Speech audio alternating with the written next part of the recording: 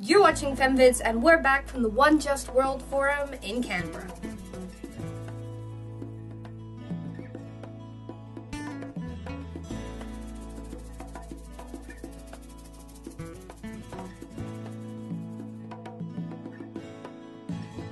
The whole discussions during the forum wasn't exactly about, is there something that technology can do to eradicate poverty? Because that's a no-brainer. It does play a part. But the discussions were more focused around how has it actually been used and how can we use it even more? First and foremost, using technology is about using what's accessible, affordable, and available.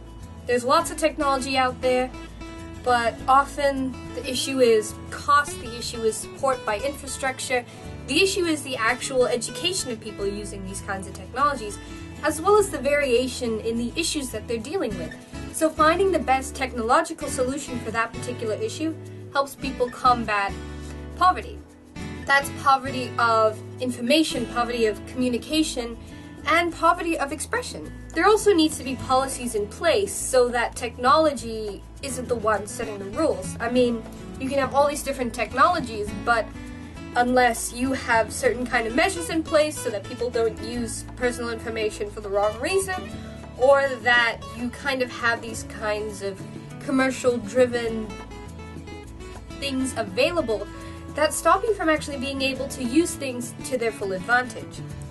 Similarly, you need to make sure if you're using other things such as broadcasting technology for radio, TV, or the like, that there's proper access and policies in place to account for a community owning that kind of station. Not necessarily depending on the idea that we in the Pacific know that commercial stations for TV and for radio take up a lot of priorities, and community initiatives fall by the wayside because it's really expensive to establish a station, it's really expensive to actually get your hands on the technology. So if there are the right policies in place, it kind of helps ease the way. So basically, technology provides that platform for people to talk about the issues that stop them, for example, from being economically equal, or that stop them, for example, from accessing the channels that they're supposed to. You know, media plays that kind of fourth pillar of government role, but in the use of technology and the emergence of social media, there are a lot more people that can take an active stance in defining what needs to be changed. It can also create an information support for people who want to report corruption or abuse or the situation on the ground. So technology plays that role in being able to, have a voice. You can see these a lot. I mean, there's the tech camp that was discussed by Samantha Barry, one of the panelists. There's also a lot of work being done around people, say for example in Africa, who are using the cloud basically to report corruption. There's also, I think, the new initiative by Vodafone maybe. There's the M services for people to report things like domestic violence and violence against women in homes. So that's comforting. But then again, the whole issue of accessibility and appropriate technology, I mean, do women have the credit to report these kinds of things? I mean, is it a free service? Those kind of things need to be taken into account when you're creating these kinds of systems. Having technology isn't the end goal, because you can use technology in all sorts of ways, some things that aren't exactly very positive. It was pointed out by another panelist, Mark Kelly, that people are tracking trafficked people and being able to make sure that they don't escape from the people that bought them or own them. And that's actually not very comforting.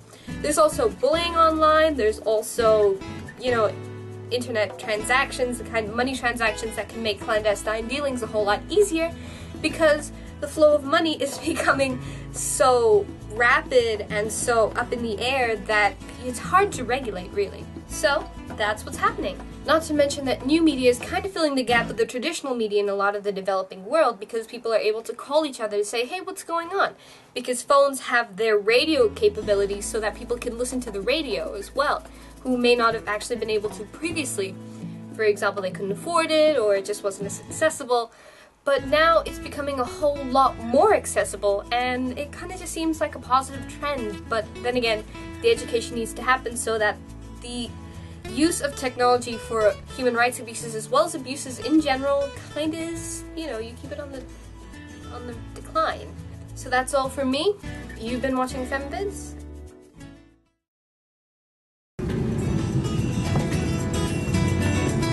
It's very cold.